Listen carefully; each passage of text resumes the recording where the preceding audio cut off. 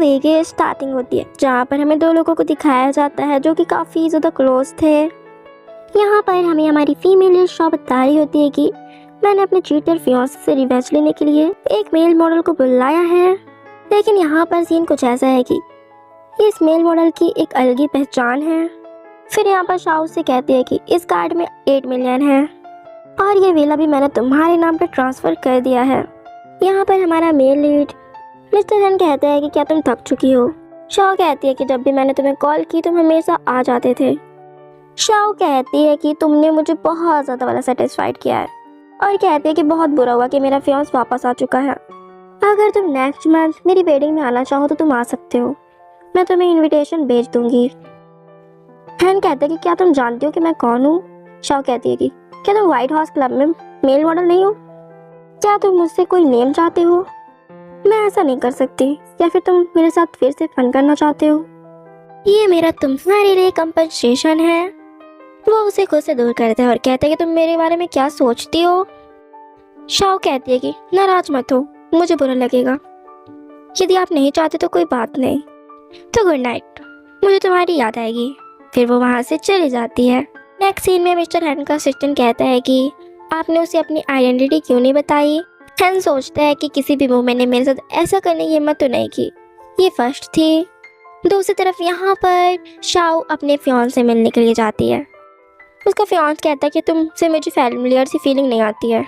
मेरे दिल में सिर्फ नीनी है। अगर मेरी फैमिली वालों ने मुझे फोर्स ना किया होता तो मैं तुमसे एंगेजमेंट भी नहीं करता। शाओ कहती है कि ठीक है, मैं जानती हूँ कि तुम नीनी से लव करते हो। आप पिछले 5 सालों से इसे थके नहीं हैं। मुझे लगता है कि अब हम ऐसे ही ठीक हैं। क्या तुम्हें एक लॉन्ग लास्टिंग रिलेशनशिप चाहिए ना, तो तुम रख लो, मैं उसी के साथ फन करूँगी जिसके साथ मैं करती आ रही हूँ। ये तो तुम्हारे लिए विनिंग वाली सिचुएशन हुई ना। इतने में पीछे से नीनी का सन कहता है कि मैं तुम्हें टपका दूंगा, गंदी औरत हो तुम। यहाँ पर नीनी भी आ जाती है। कहते हैं कि तुम किस बारे में बात कर रहे हो, और शाओ से कहती है कि माफ़ करना बहन, बच्चे अज्ञानी होते हैं, बुरा मत मानना। शाओ कहती है कि हैंडी तुमसे मेरी पूरे 5 ईयर्स से मुलाकात नहीं हुई है। तुमने एक बेटे को भी जन्म दे दिया, तुमने मुझे इन्फॉर्म क्यों नहीं किया।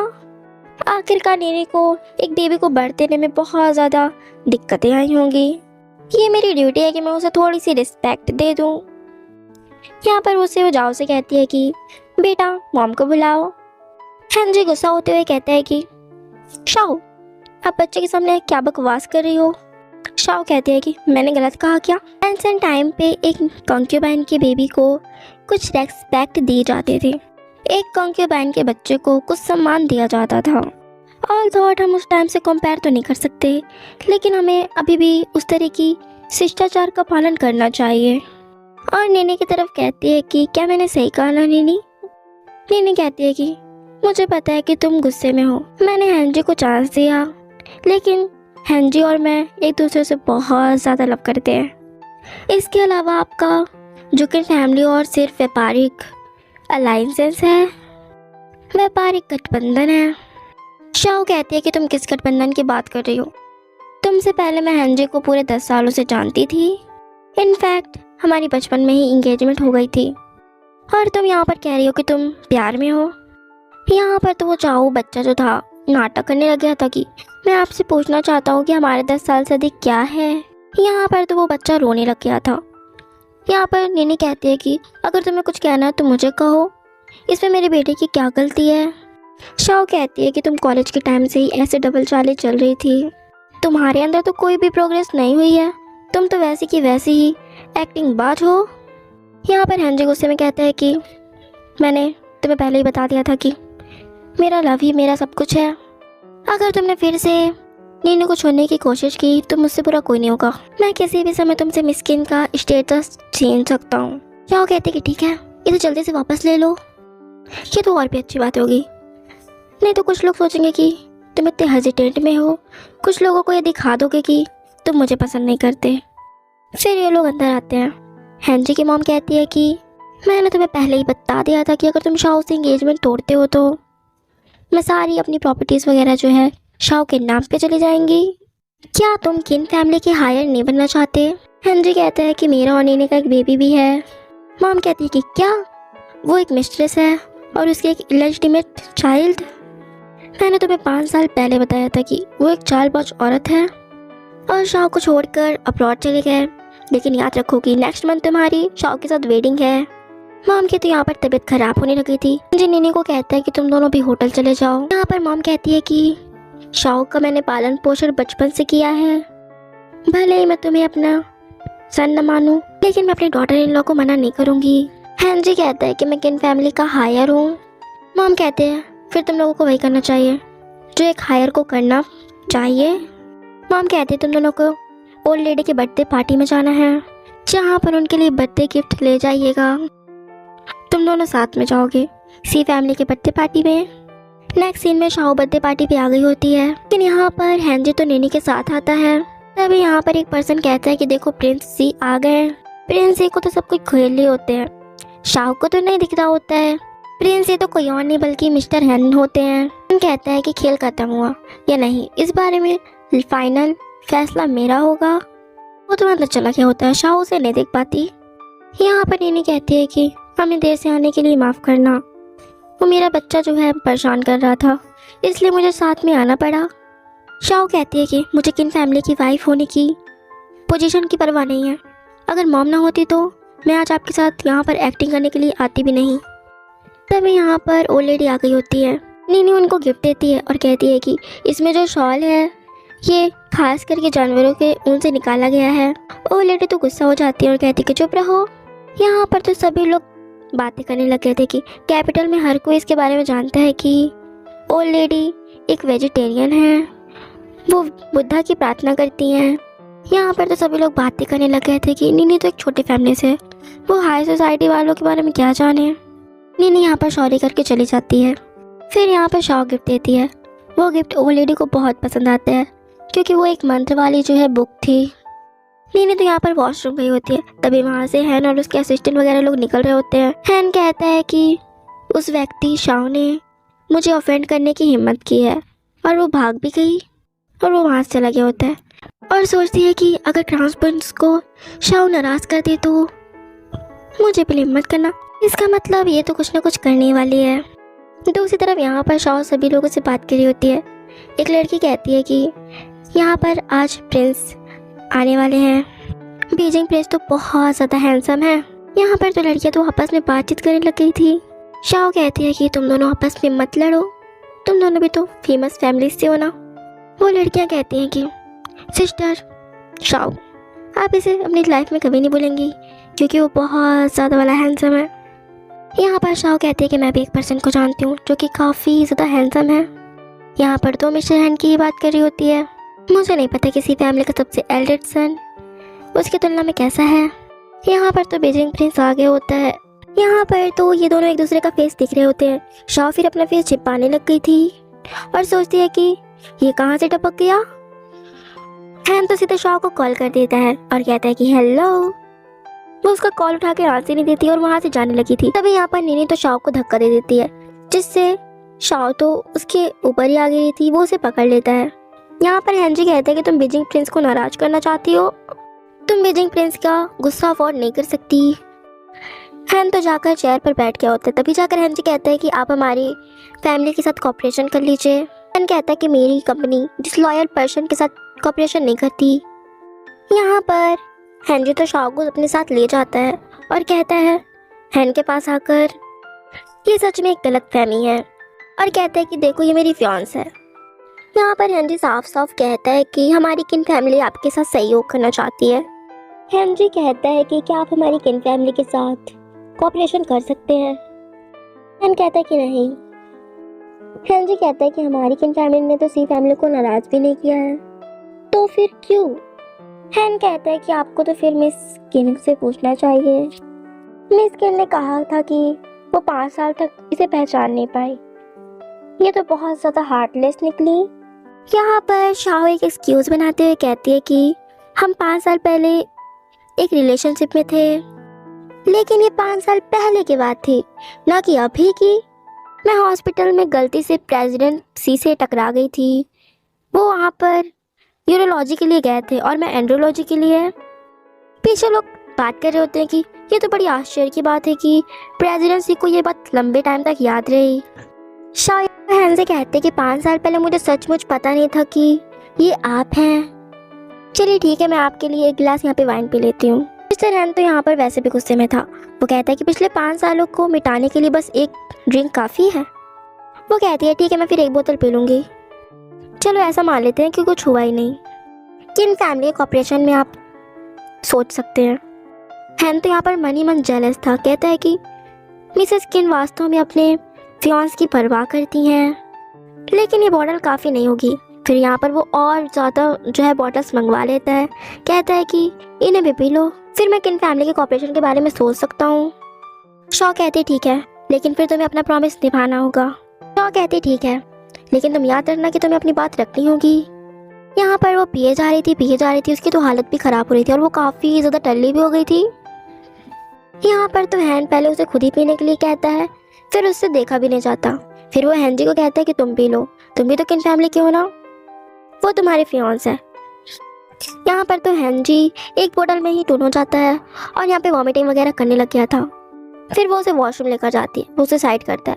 फिर शाओ भी जो है अपना फेस वगैरह सही करने के लिए चली जाती है वॉशरूम में। जब शाओ सही कर रही थी तभी पीछे से यहाँ पर मिस्टर हैन आ जाते हैं। शाओ से देखकर शाओ कहती है कि लेडीज वॉशरूम है।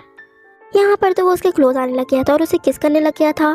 तभी बाहर हैन जी डोर ओपन करने वाला था, तभी उसे नीनी का कॉल आता है। फिर वो चला जाता है। यहाँ पर हैन कहता है कि मैं देख रहा हूँ। उस हैन जी के मन में केवल निंग है। वो कहती है तो क्या हुआ, मेरी मैरिज उसी के साथ होगी। यहाँ पर हैन उसके ऊपर गुस्सा करते हुए कहते हैं कि इन 5 सालों में मेरा क्या होगा, फिर तुम्हारे लिए मैं क्या हूँ।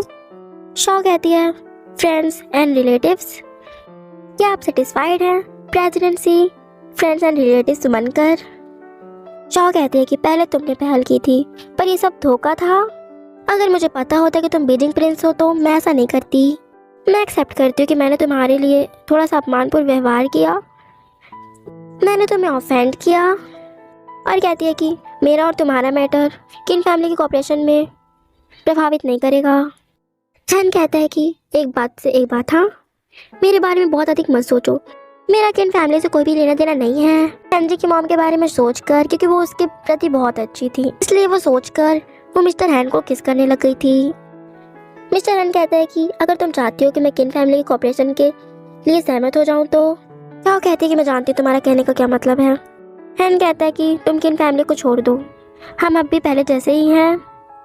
मिस्टर हैन तो उसे किस करने वाला था। शॉ कहती है कि मैं तुम्हारी सारी बात मान जाऊंगी, लेकिन तुम्हें पहले किन फैमिली को आशा पर जो होता है वो भेजना होगा। फिर जब वो भिजवा लेती है, यहाँ पर तो शाह वहाँ से जाने लगी थी। हैन कहता है कि मैं कल तुम्हारी एंगेजमेंट टूटने की खबर जारी कर दूंगा, बस तुम वहाँ पर आ जाना। वो कहती है कि मैंने कब कहा कि मैं अपनी एंगेजमेंट तोड़ने वाली हूँ। हैन कहता है कि तुम मजाक कर रही हो ना।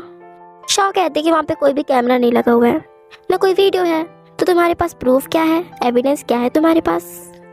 मैं तो बस थोड़ी सी ड्रंक थी, इसलिए मैंने कुछ वर्ड्स बोल दिए। बीजिंग प्रिंस आप सीरियस मत होइए। वो तो वहाँ से चली गई थी। पीटर से हैन चिल्लाता रह जाता है कि रुक जाओ वहीं पर, तुमने मेरे साथ इस तरह ट्रिक्स चली। यहाँ पर तो वो उसका पोपट करके चली गई होती है। नेक्स्ट सीन में यहाँ पर वो एक केस लड़कर आई होती, जहाँ पर रिपोर्टर उससे पूछ रहे होते हैं कि आपने कभी भी कोई केस नहीं हारा। उसने कोई बहुत बड़ा केस जीत गई होती है। दूसरी तरफ यहाँ पर हैन भी उसे टीवी पर देख रहा होता है और कहता है कि तुमने कभी भी कोई केस नहीं हारा, तुम सचमुच बहुत अच्छा टाइम बिता रही हो। नेक्स्ट सीन में वहाँ पर वो एक होटल पर रहने के लिए आई हुई थी और यहाँ पर नीनी भी आई हुई थी। वो दोनों ही कह रही थी कि मैं मिस्किन हूँ। यहाँ पर तो होटल मैनेजर कंफ्यूज हो जाता है कि रियल मिस्किन है कौन। यहाँ पर हैन जी पीछे से अपने बेटे के साथ आ जाता है। उसका बेटा तो जाकर अपनी मॉम के पास जाकर कहता है कि मम्मी। हैन जी यहाँ पर क्लियर नहीं कहता और कहता है कि आपको तो पता चल गया होगा कि रियल मिस्किन है कौन। पीछे से मिस्टर हैन भी आ गया होता है। वो शाह के पास आकर कानों पास कहता है कि लगता है मिसेस स्किन बनना आसान नहीं है, लेकिन जब तक तुम पूछोगी, तुम चाहो तो मैं यहाँ पर तुम्हारी रिवेंज लेने में हेल्प कर सकता हूँ। शाह कहती है कि वेटर को देते हुए, क्या आप इसे कार्ड को जानते हैं। वो लोग तो शॉक हो गए थे कि गोल्डन नाइट कार्ड ये केवल सिर्फ 3 लोगों के पास होता है।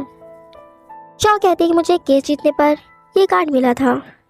फिर शाह हैन जी से कहती है कि मैं तुम्हारी फैमिली लव में तुमको डिस्टर्ब नहीं करूँगी और हमारी मैरिज तो नेक्स्ट मंथ है, तो याद रखना। यहाँ पर हम सोचता है कि इसे तो रियलिटी में कोई नुकसान नहीं हुआ। नेक्स्ट सीन में वो आर्चरी खेल रही होती है। यहाँ पर मिस्टर हैन भी खड़ा होता है, जहाँ पर उसका जो है तीर 9 पॉइंट पर लगा हुआ था। वहाँ पास के सभी लोग कहते हैं कि बहुत अच्छा, आपने तो बहुत अच्छा खेला। पीछे से हैन कहता है कि इसमें प्राउड करने वाली कौन सी बात है। शाओ कहती है कि क्या तुम मेरे साथ कम्पीट करना चाहते हो।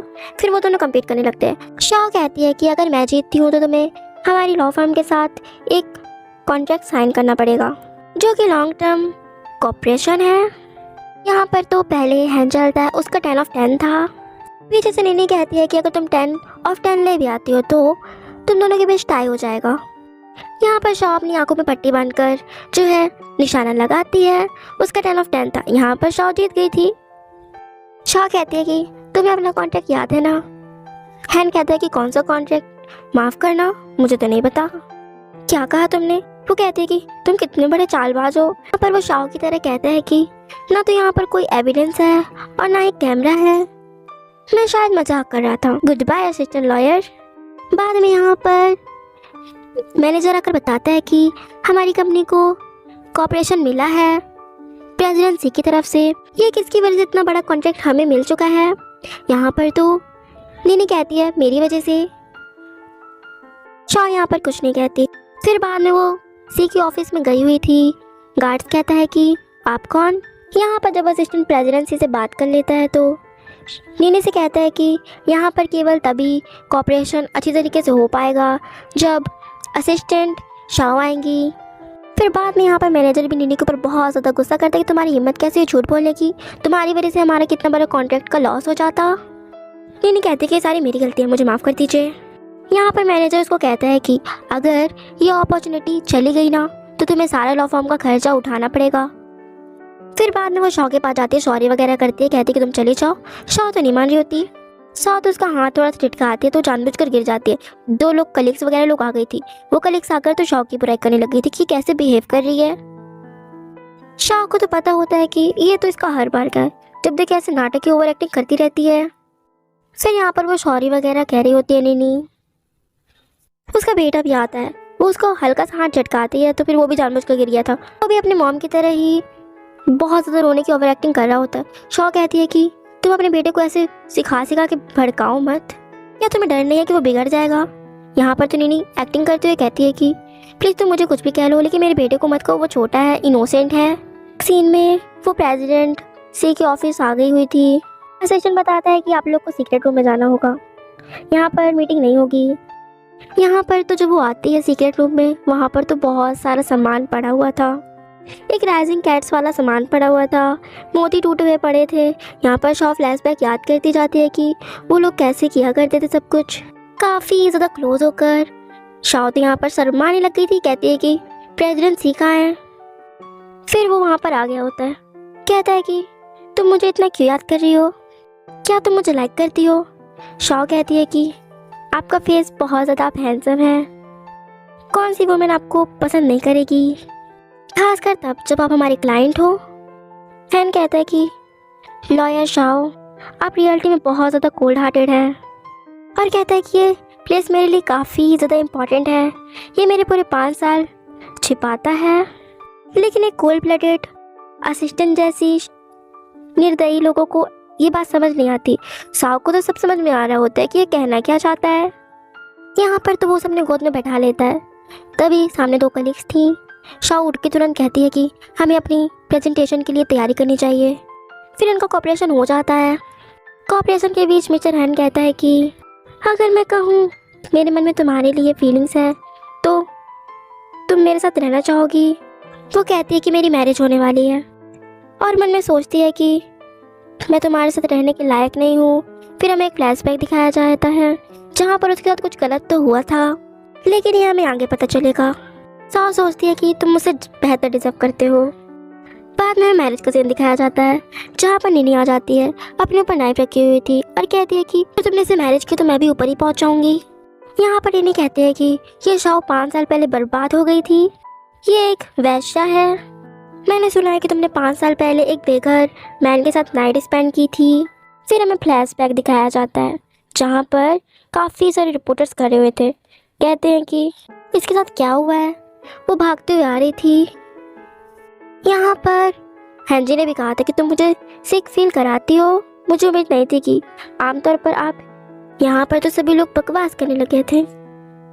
यहाँ पर हैंजी कहता है कि मॉम अब मैं इससे मैरिज नहीं कर सकता। पहले ये बात हाइड थी लेकिन अब सबको पता चल गया है तो मैं अब इससे मैरिज नहीं करूँगा। मॉम कहती है कि तुम्हें करना पड़ेगा। इतने में ही यहाँ पर मिस्टर रहना चाहता है। यहाँ पर वो शॉ को प्रपोज करता है। हैंजी कहता है कि क्या तुम इस तरह की वुमेन के साथ अपनी लाइफ स्पेंड करना चाहते हो।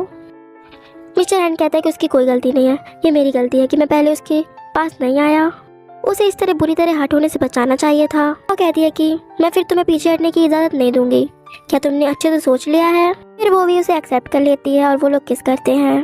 फिर यहाँ पर क्यूलिन नेने का पर्दा फाश करती है और बताती है कि इसने उस बंदे को पहले पैसे दिए थे मेरे साथ ऐसा करने के लिए। एक वीडियो प्ले कर दी थी जिसमें साफ सब कुछ दिख रहा था। सभी लोग तो यहाँ पे बातें करने लगे थे। फिर शाह यहाँ पर सब कुछ क्लियर करती है कि उस बंदे ने मेरे साथ कुछ नहीं किया था, वो मेरे साथ करने वाला था। पहले मैं उसके कुछ सिर पर हिट करके भाग गई थी। वहाँ पर तो सभी लोग बातें करने लगे थे कि देखने से तो कितनी इनोसेंट लगती है लेकिन कितनी चालबाज औरत है ये। हैंजी कहता है कि मुझे बताओ कि ये सच है कि नहीं। वो कहती है कि ये सब कुछ मैंने किया है। ये शॉ मुझसे बहुत ज़्यादा सुंदर थी और हमेशा इसके नंबर और ग्रेड भी बहुत अच्छे आते थे। ये सारा कुछ बहुत आसानी से पा जा सकती थी। शॉ कहती है कि तुमने मुझे इतने सालों में हर तरीके से बदनाम करने की कोशिश की। यहाँ पर शॉ कहती है कि मैं अनाउंस करती हूँ कि किन फैमिली और जो फैमिली के बीच इंगेजमेंट टूटती है। अब हमारा एक दूसरे से कोई भी लेना देना नहीं है। नीनी कहती है कि तुमने मेरी लाइफ बर्बाद कर। उसकी तरफ नाइफ लेकर आ रही होती है।